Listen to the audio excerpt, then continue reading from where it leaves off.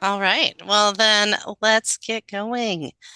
Good afternoon, everyone, and welcome. I'd like to start with a land acknowledgement. The UW Combined Fund Drive acknowledges the Coast Salish peoples of this land, the land which touches the shared waters of all tribes and bands within the Suquamish, Tulalip, and Muckleshoot nations.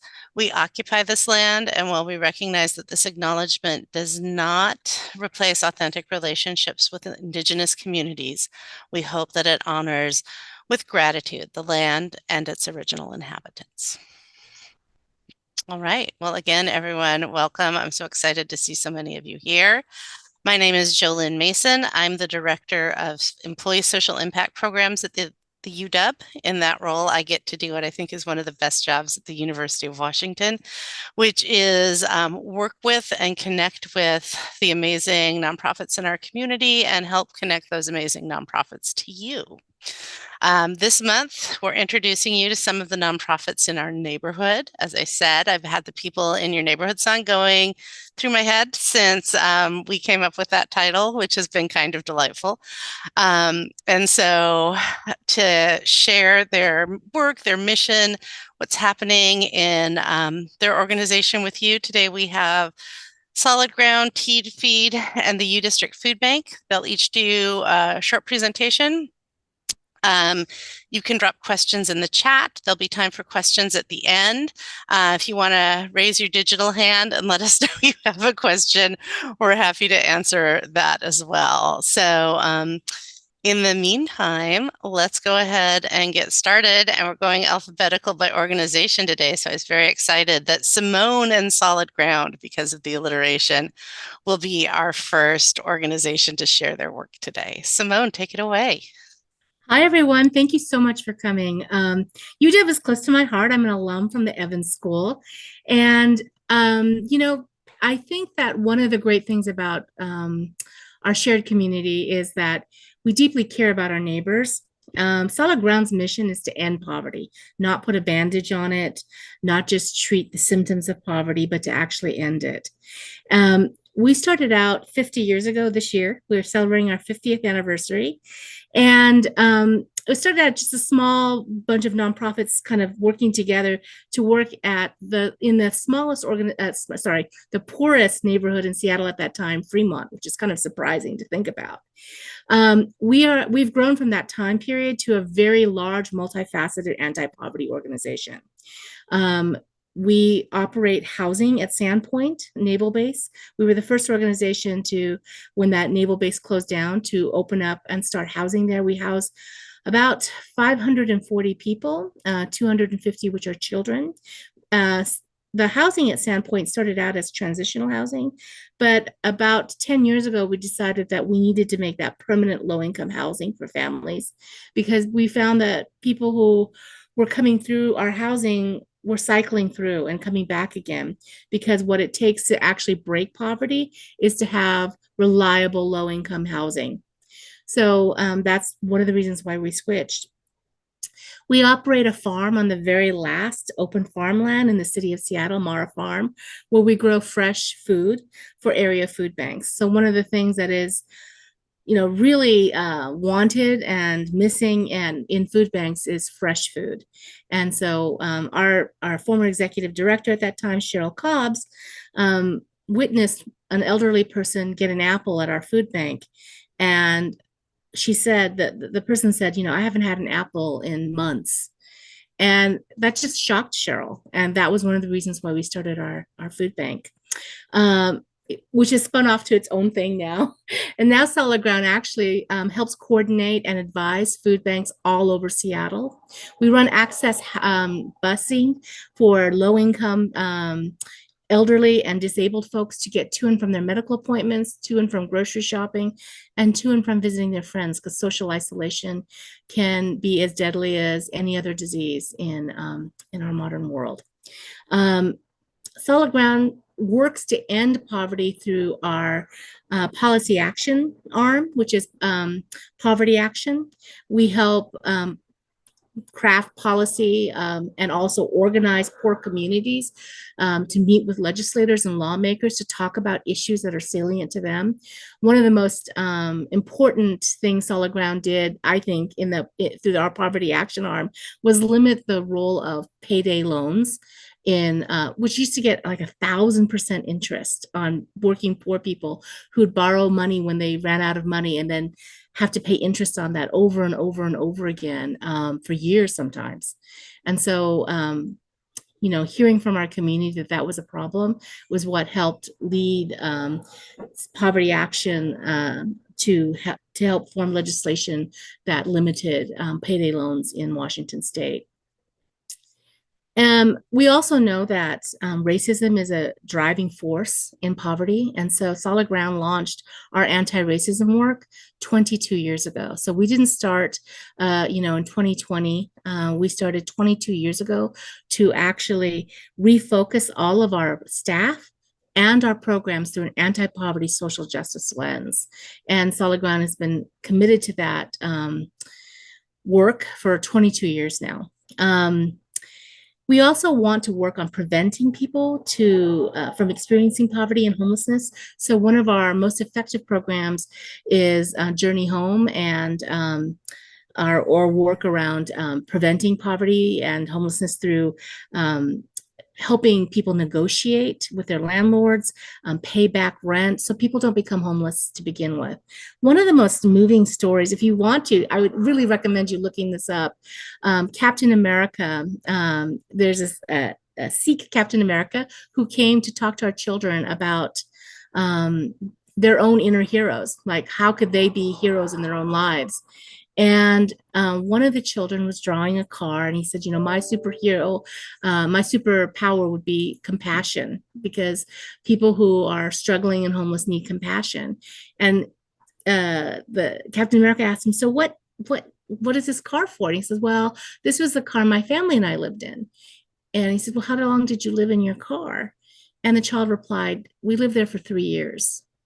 And that says something about like how long a family can be homeless and the struggles that our community can face, and the need for not just fixing the now, but fixing the policies that create homelessness and poverty to begin with. So Solid Ground is an investment not just in helping people in the immediate, because we definitely do that, but we also try to make sure that we can, not just to put a plug in the dam that's creating this to begin with. I also want to put a big shout out for our 50th anniversary event this weekend. We are doing a community service event called Day of Caring, and we still have some openings for volunteers. It's this Friday. From 9 a.m. till noon in 5 different locations. If you come to our website, you'll be able to register. And as an added bonus, I really want to push out our access buses, which really need some volunteers. As an added bonus, we have some free bumbershoot tickets that we will be giving out to volunteers. So sign up, come to the event, and let us know that you'd like to have bumbershoot tickets. So that's my plug for our community day of service. I also want to just stop here and ask people if they have any questions about Solid Ground. I'm happy to answer them.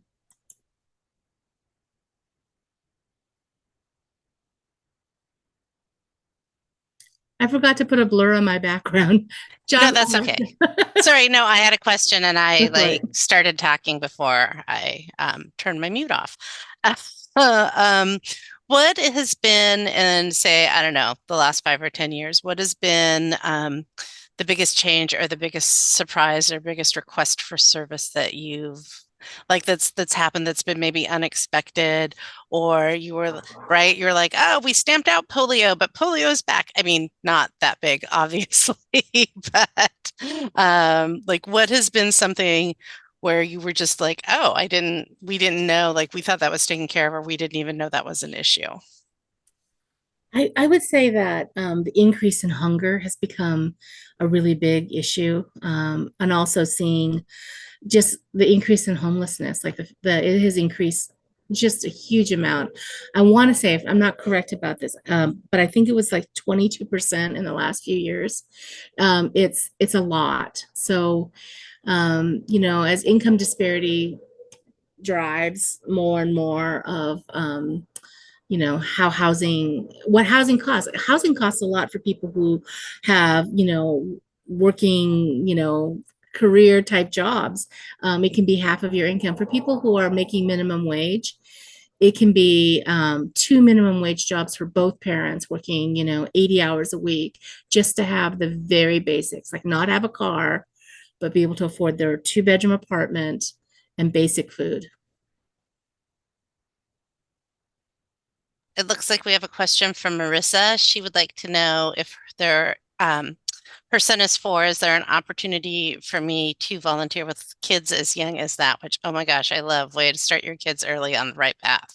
I love that. Thank you for asking. Yes, absolutely. So we have the farm, and you are able to bring your child there. You'll have to sign a child waiver, and it's so much fun for the little ones to be there and to like dig a little or like identify plants that they can eat, and like it just ends up being just a great experience for the kids and for the parent. So thank you for asking for that and starting your kid out early.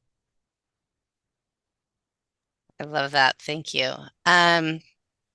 So Simone, you mentioned housing is like one of the things that you're seeing is the big, Yeah. I don't want to say bad, but like a big driver. And what are some of the things I know that Solid Ground has done some work in that space? What have you been doing in that space to help provide affordable housing or to help direct people to um, their transitional steps that will get them where they need to be?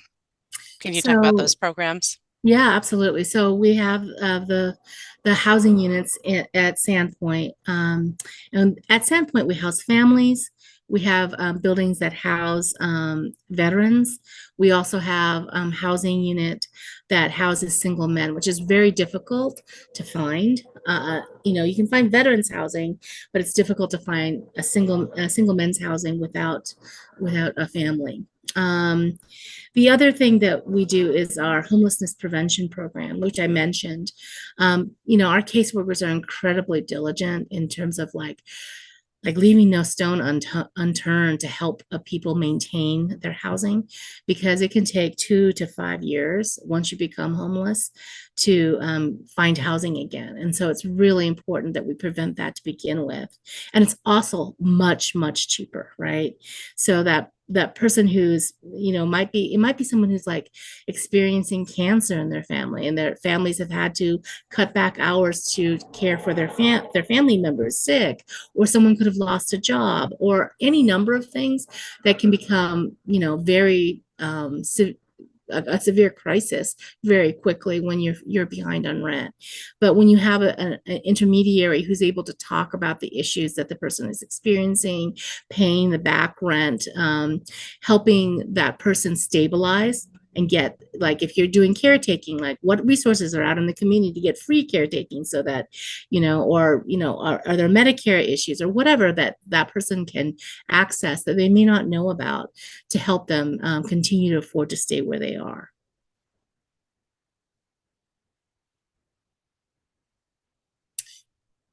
I also, well, there's one other thing I want to mention. Solid Ground also runs a domestic violence shelter. It's the last one in the city of Seattle where women can be referred, that don't need a referral. They can just call in. If there's a bed, they can have it with them and their children. It's people have a lot of difficulty leaving abusers. It can happen instantaneously. I heard a story of one woman who was grocery shopping, and while her husband was looking at produce, grabbed her kids and her and snuck out the grocery store and caught the bus to Broadview. So it can be that dramatic and that quick, and need to be in order to leave. So being able to go to a place without a referral ends up becoming literally life-saving for some women. Excellent. It looks like Marissa has a question. Hi. I'm a panel navigator at UW Primary Care, and we use Solid Ground as a resource for patients. We get social work referrals, and we do give Solid Ground often as a resource. My question is, when patients do call Solid Ground or any of the regional access points, what kind of time frame are people getting into some sort of housing situation if they are homeless? It really depends on the individual situation. Like people my understanding is that people are somewhat triaged, like if you have children, young children in particular, you'll end up potentially getting services a little quicker. It depends on what kind of units are available at the moment. Like they're not going to give a family unit to a single person, or they're not going to try to stuff, a whole family into a single person unit.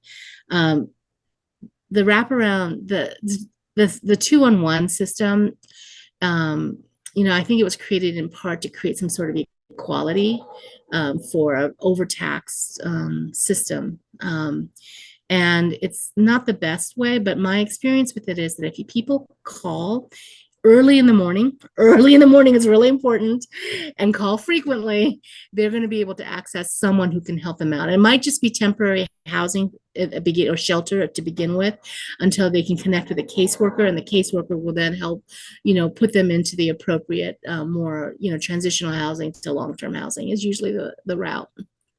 Thank you for the tip for early calling. We'll definitely pass that on. Yeah.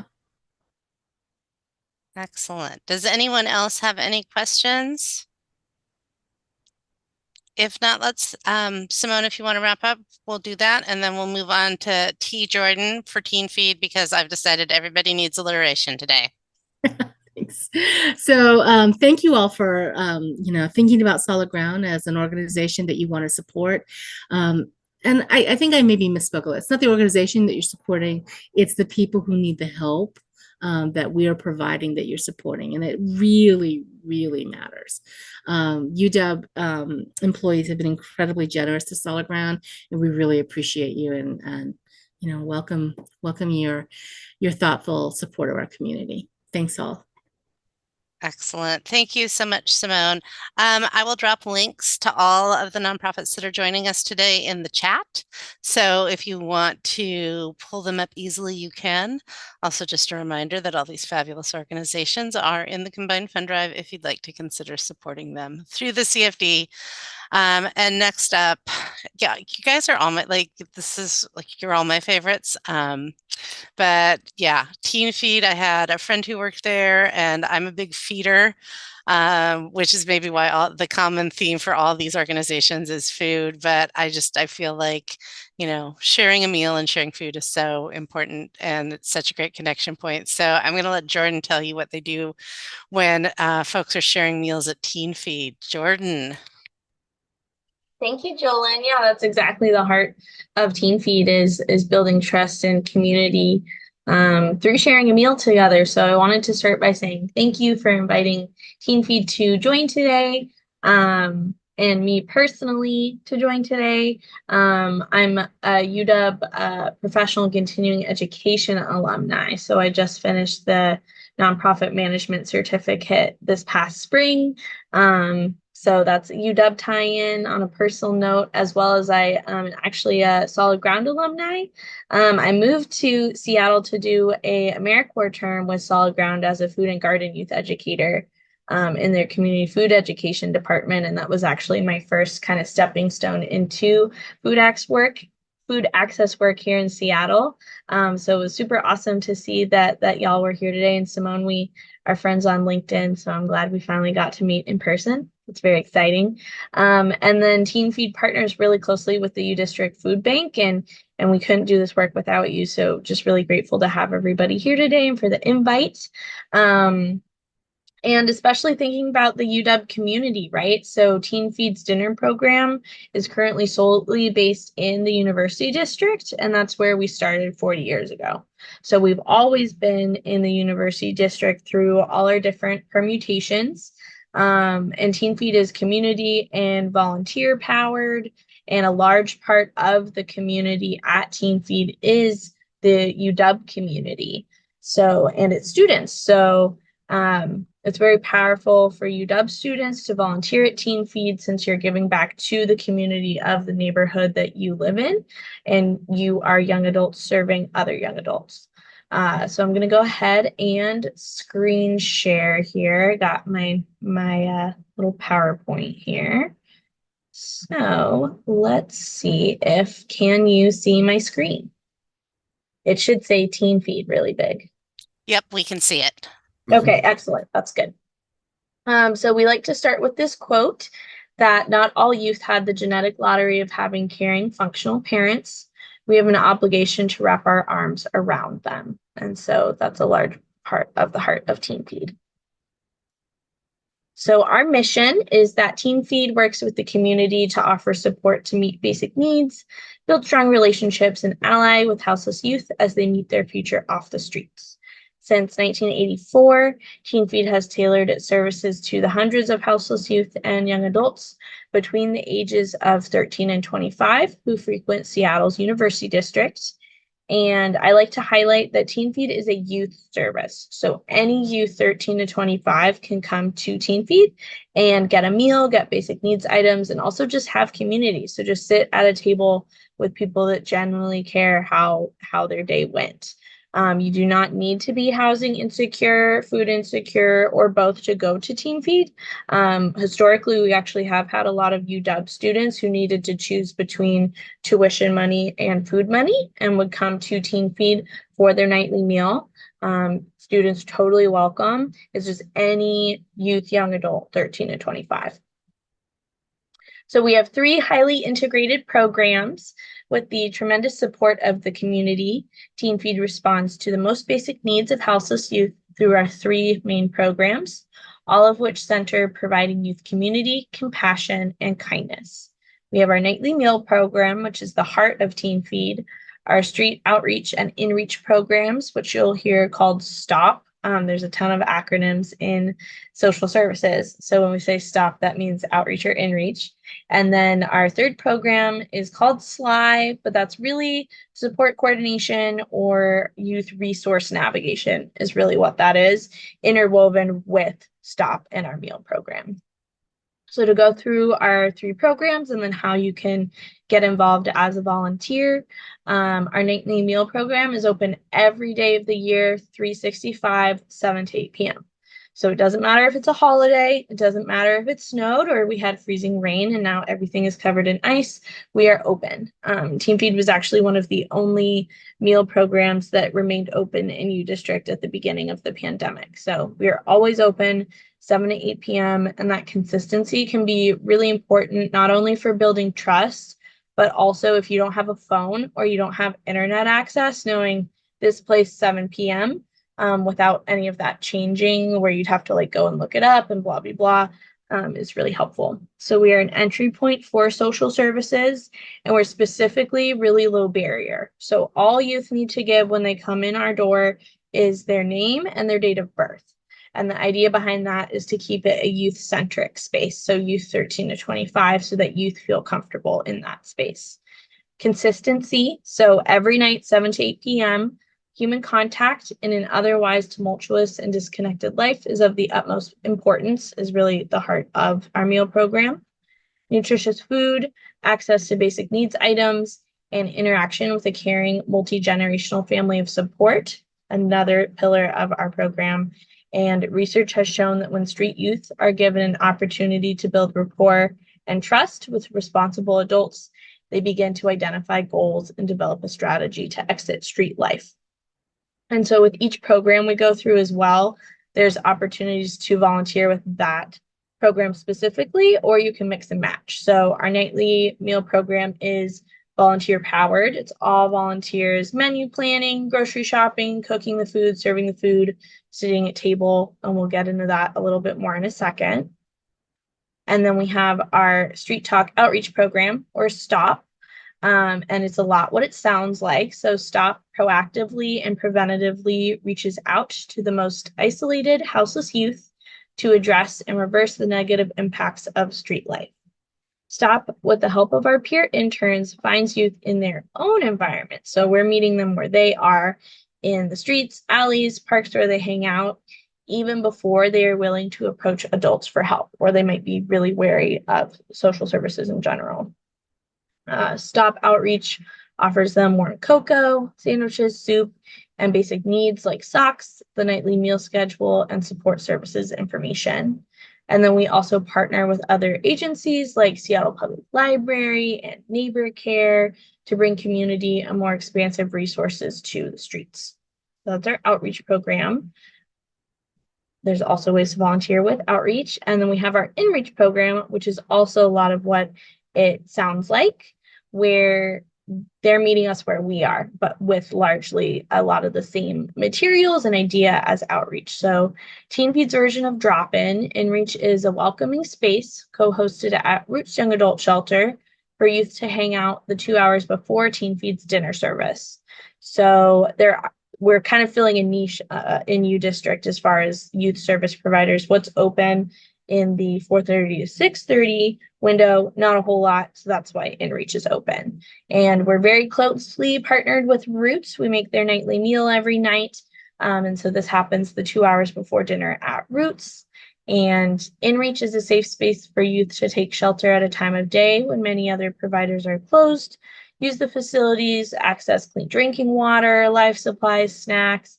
You can take a nap, watch a movie, and build meaningful relationships by playing card games, making art, and creating connections that uplift through empathy. Staff volunteers walk guests over from inReach to Teen Feed's dinner, many who are first-time guests unfamiliar with the services offered in the area.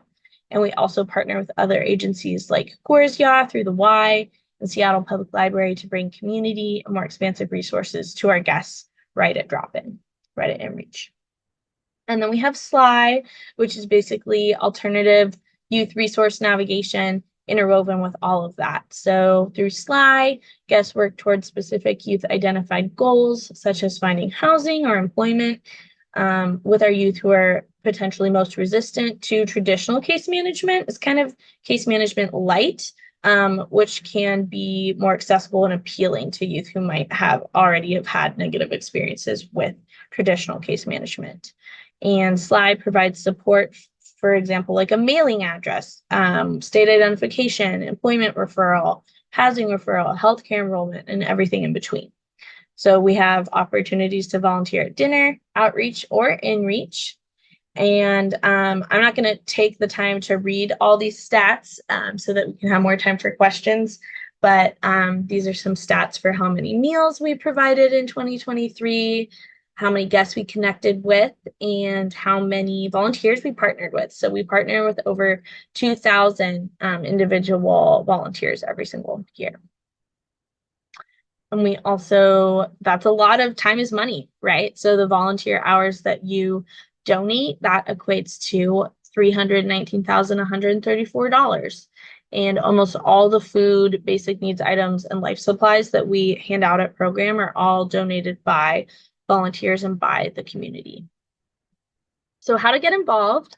It depends if you want to volunteer as an individual or as a group, guest facing or kitchen, weekly, regular but not quite weekly, or one-off. There's a lot of different permutations, and you can also mix and match. So you can be an advocate volunteer who sits at table with guests for a weekly shift once a week.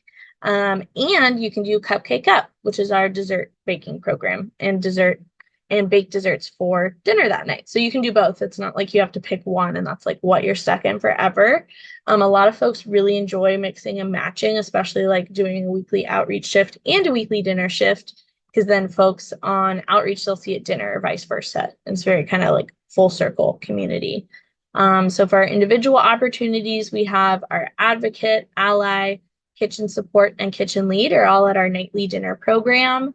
Advocates and allies help facilitate the dinner space. So setting up the dinner space, sitting at table with guests, handing out basic needs items, and jumping in the kitchen as needed. And then kitchen support and kitchen lead are kitchen based. So kitchen leads have a weekly shift and you're kind of help facilitating the volunteers in the kitchen, and kitchen support is on a sign up basis.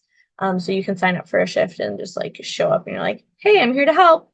And then we have outreach and inReach, our weekly volunteer shifts at our outreach and inReach shifts. So it kind of depends on how often you want to volunteer and how old you are. Some of our volunteer opportunities are 18 plus and some are 15 plus. So it really depends on a couple different variables.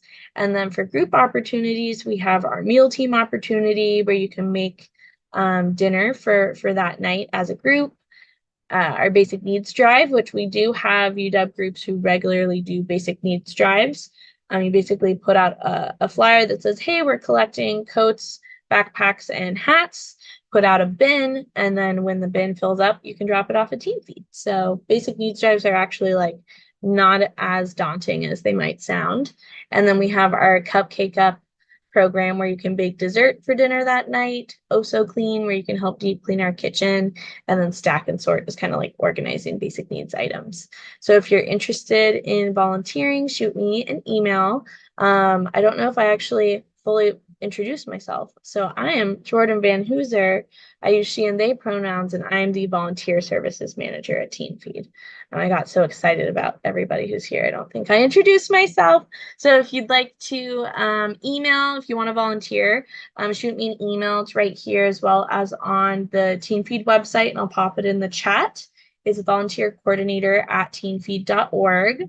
And that is presentation if folks have any questions.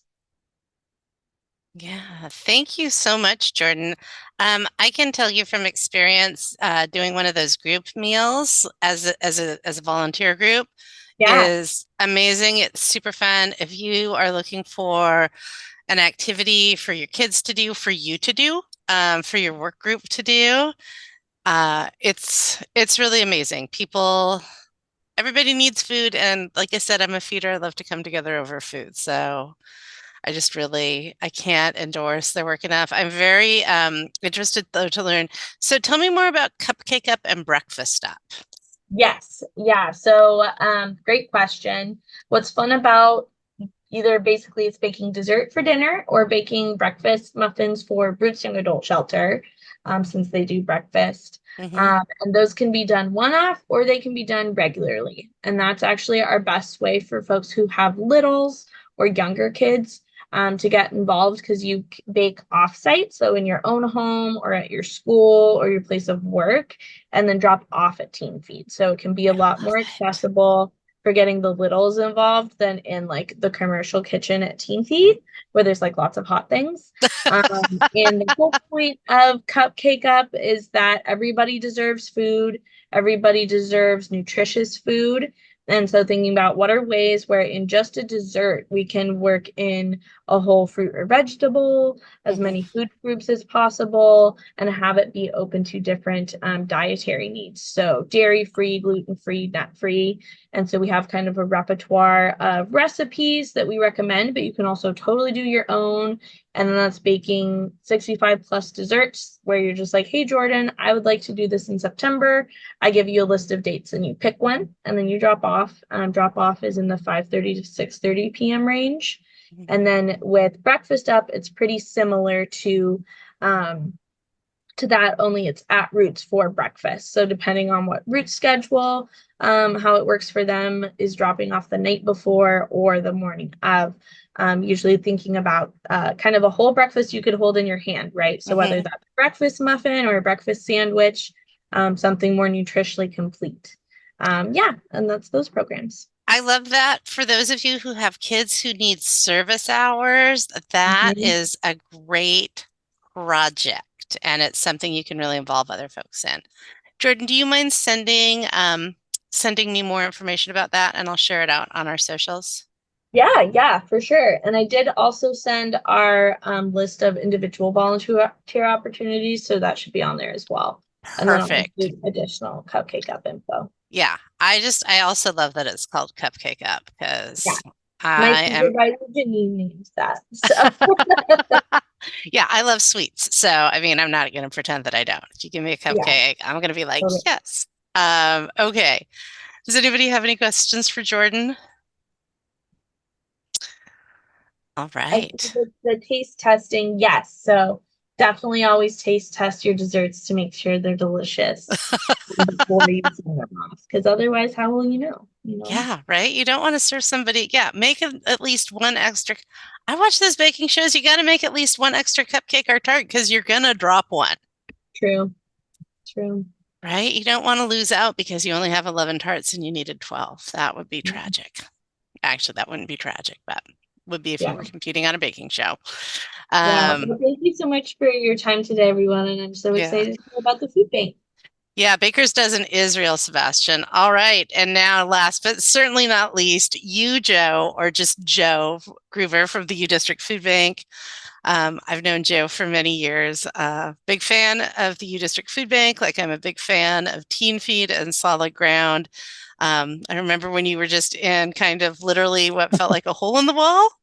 Really, it really was a hole in the wall. So yeah, And look at you those days have now. changed. Yeah. So let's see. You went with the U Joe. I thought we could just go with the Joe District Food Bank and then Oh, go I with like the. Joe District So Food you know. Bank. So I should have got it. My son's name is Joey Joseph, and I am constantly like doing terrible things to his name, and I'm fairly confident that like he hate. I know he hates it, but he tolerates it because he wants me to give him money for lunch. yeah. So So. tomato, tomato.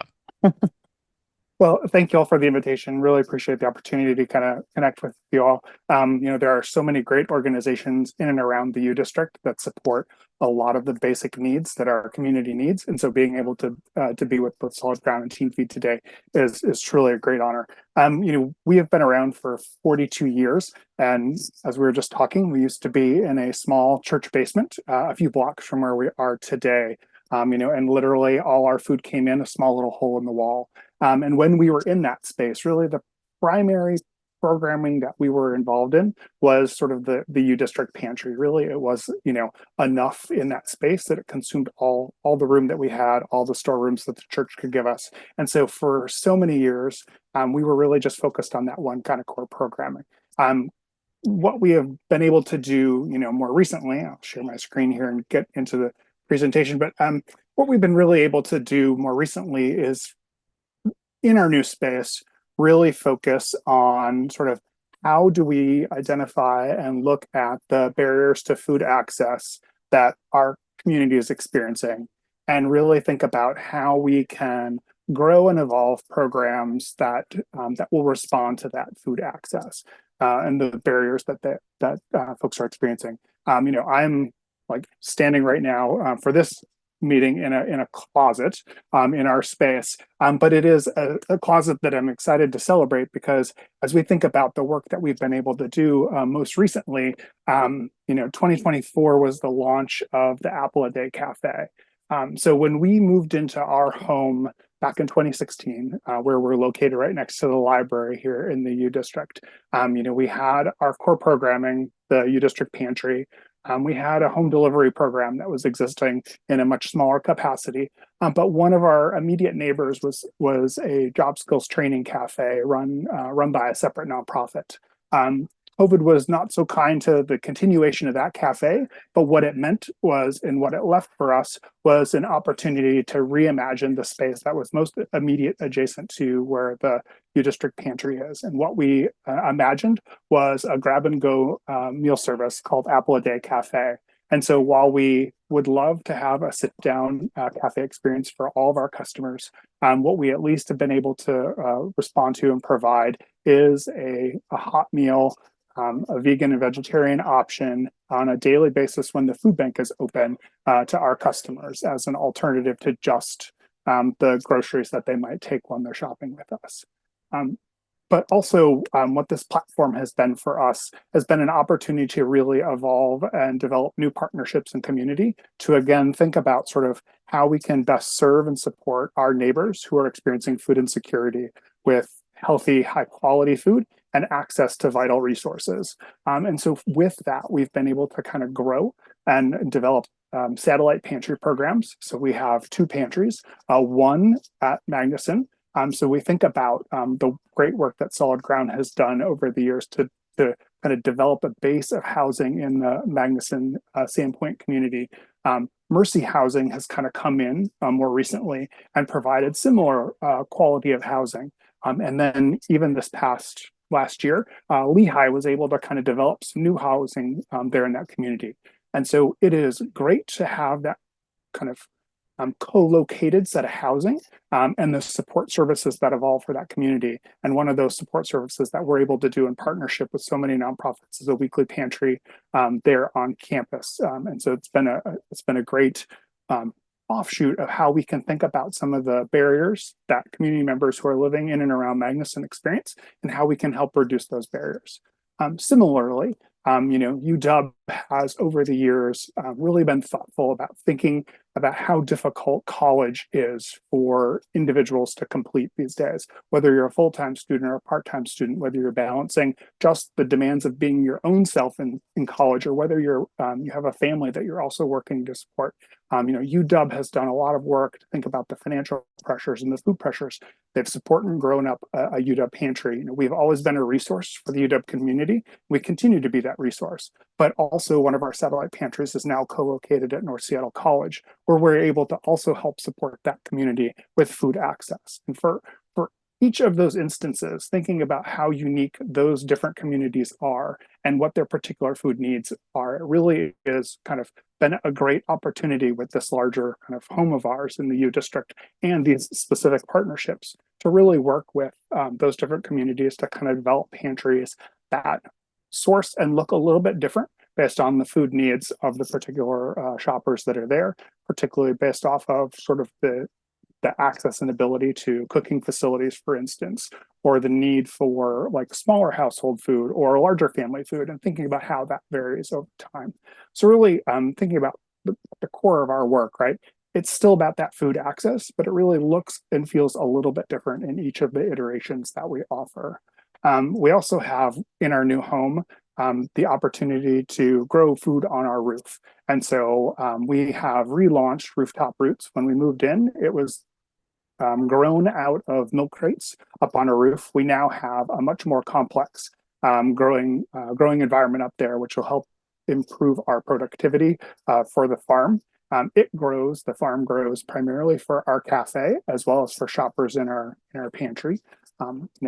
Last year we kind of distributed over 3 million pounds of food.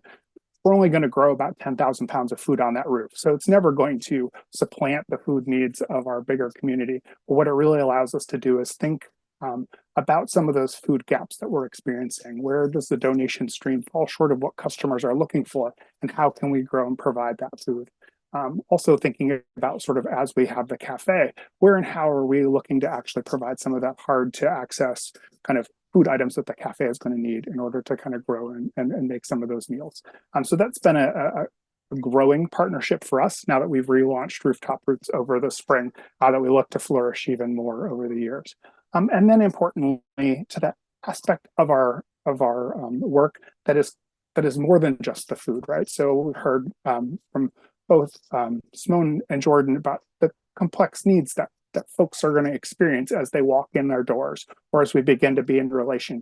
And for us, that was recognizing that, a lack of food is really a, indication of other problems that folks are experiencing. And how can we work with those customers to help identify where they're experiencing barriers and help them work through plans and bring in resources to our community directly that help them kind of improve their economic stability. And so that's where our Community Connector program works. We have on-site social workers who are able to kind of actually work with customers. We have a kind of a regular schedule of service providers who are coming in our front doors on a weekly basis to make some of those resources available. We have an on-site mail program, so folks who don't have a reliable address can actually have a place to send their mail and know that it's secure, that they can pick up from whenever we're open.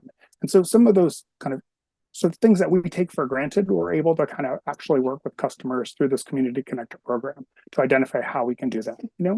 It doesn't magically create housing where there is none, right? We know full well that the challenges of the social service network in the city is that it is overstretched and under-resourced. But what it does at least allow is another point of sort of opportunity and intersection between what our customers are experiencing and what our programming can do, so that we can build that allyship and work together to kind of help feel like there's somebody more than just themselves working towards a future. And then last but not least, I feel like I've been saying this for a long, long time, our biodigester coming this fall, we actually have an install date we're looking at for next month, where we'll be able to take some of that organic waste that we generate in droves and actually convert it into biofertilizer, as well as generate some electricity for the food bank. So, on the statistics side of things, we are a busy place. That's sort of like last year's our sort of complete service statistics. Right? We had more than 100,000 kind of visits to the food bank through kind of the different programs that we have. It's a lot of numbers, but really the biggest kind of piece there takeaway is that 2023 last year was 60% busier than 2022. That puts us busier than any point in time during the pandemic, when folks were experiencing kind of record levels of food insecurity. Unfortunately, 2024 has started to be a busier year than 2023. We're about 20% busier this year than we were last year. So when we think that we've reached our sort of the peak of kind of food insecurity in our community, we are continually befuddled by this sort of ongoing problem that seems to just be kind of getting worse.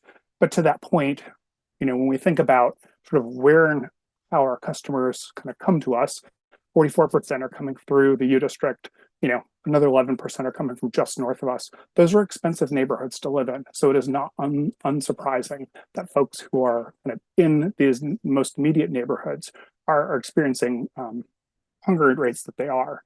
Because as we look at sort of, both the housing situation of our customers, but also sort of their relative incomes, right?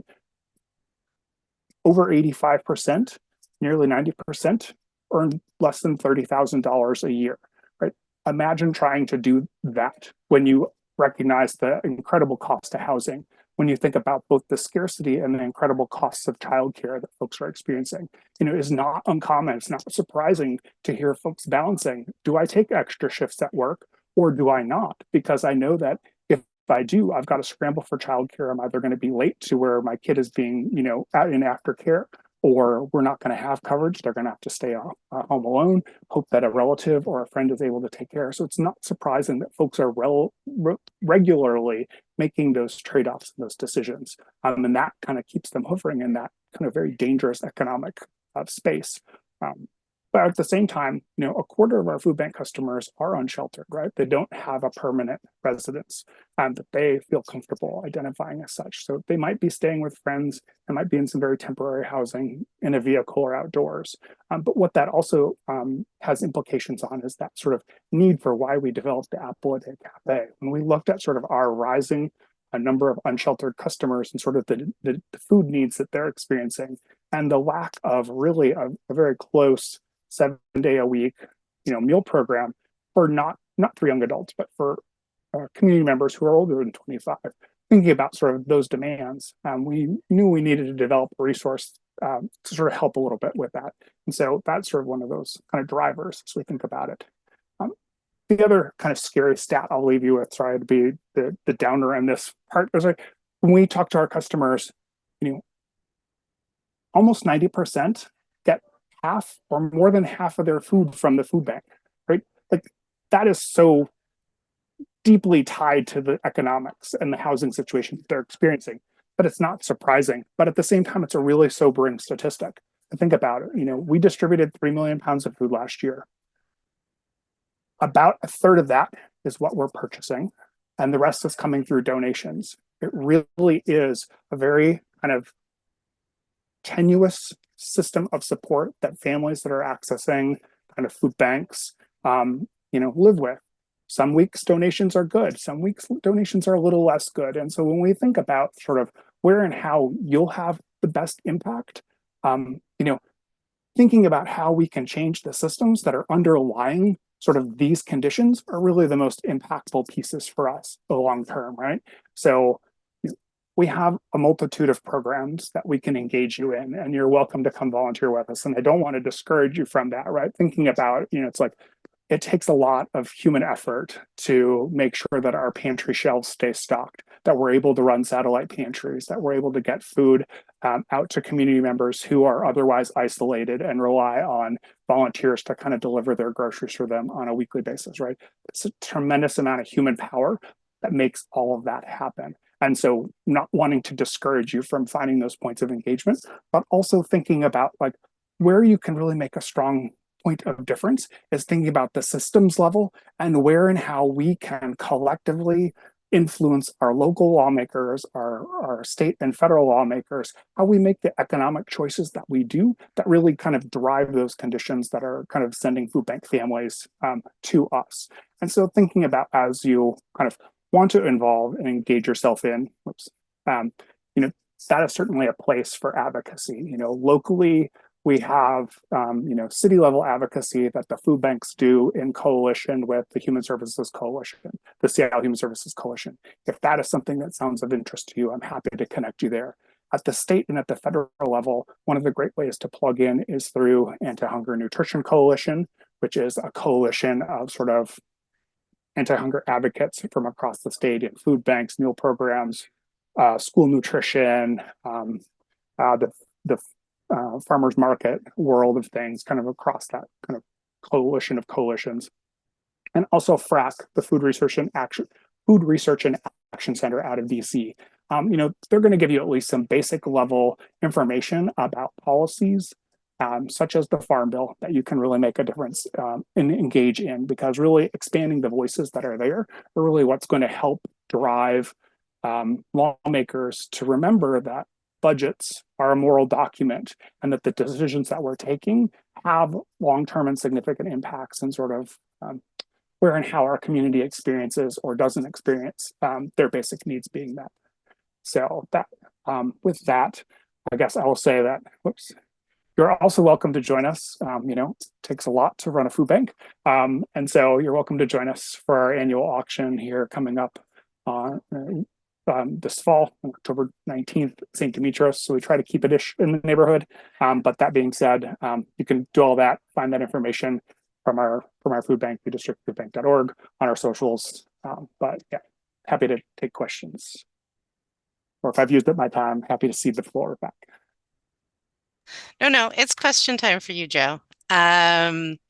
So first of all, yeah, y'all volunteering at the food bank is really amazing. I think it's a great opportunity, also a great group opportunity. I highly encourage you to check it out. Can you talk a little bit, Joe? I think one of the things I really find interesting is over the years how the food bank model has changed, right? You're not just giving people a bag of groceries and saying like, enjoy cream of mushroom, whether you like it or not. Like I love the shopping model. So can you talk a little bit about that, how that Sure. looks and where it came from? Yeah. So yeah, as Joan's mentioning, we run a grocery store style shopping system in the UDistrict. So when folks participate in the food bank, they'll wait in line. Unfortunately, we haven't solved that problem yet. We're working on that, but they wait in line. And then once they're in, we ask for very little information.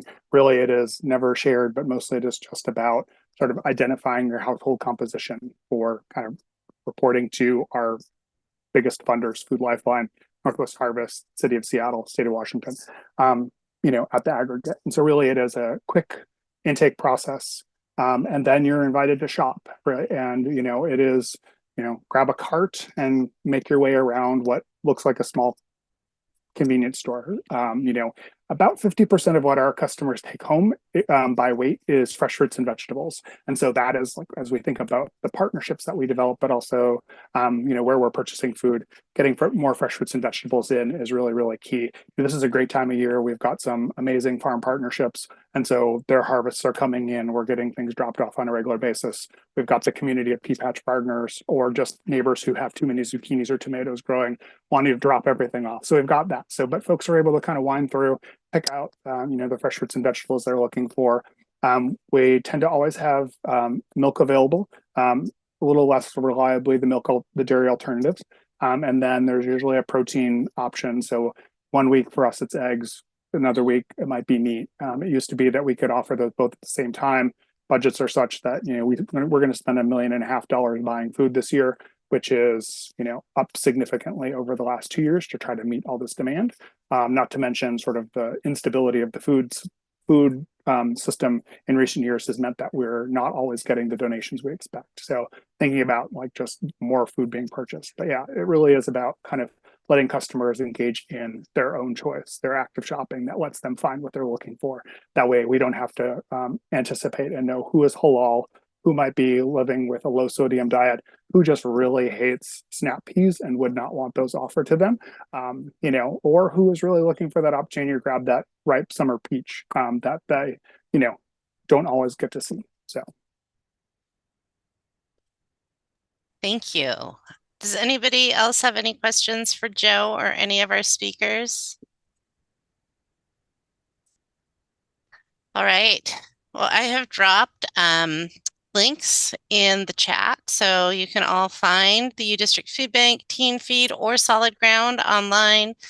They are all also available to you as a donation option through the UW Combined Fund Drive. I have to say, like, one of the things that I loved so much about this presentation is that how y'all are already working together, right? You're neighbors, like even as organizations, you are neighbors, you work together as neighbors, you care for each other like neighbors as organizations. And I think that that is really heartening. I think it's a good reminder to all of us that compassion is not finite, it's infinite, and we can work together and come together to do more and be more than the sum of our parts. And so I just am really grateful that Simone and Joe and Jordan, you all shared some of your time today and some information about your amazing organizations. I'm so proud to call you my neighbors. It really makes my heart happy to know you're here.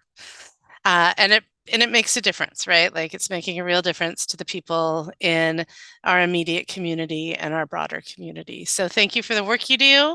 And if nobody has any questions, I am going to release us 3 full minutes early. So much found time. All right. Bye, everyone. Thank you all. Thank you, everybody. Thank you.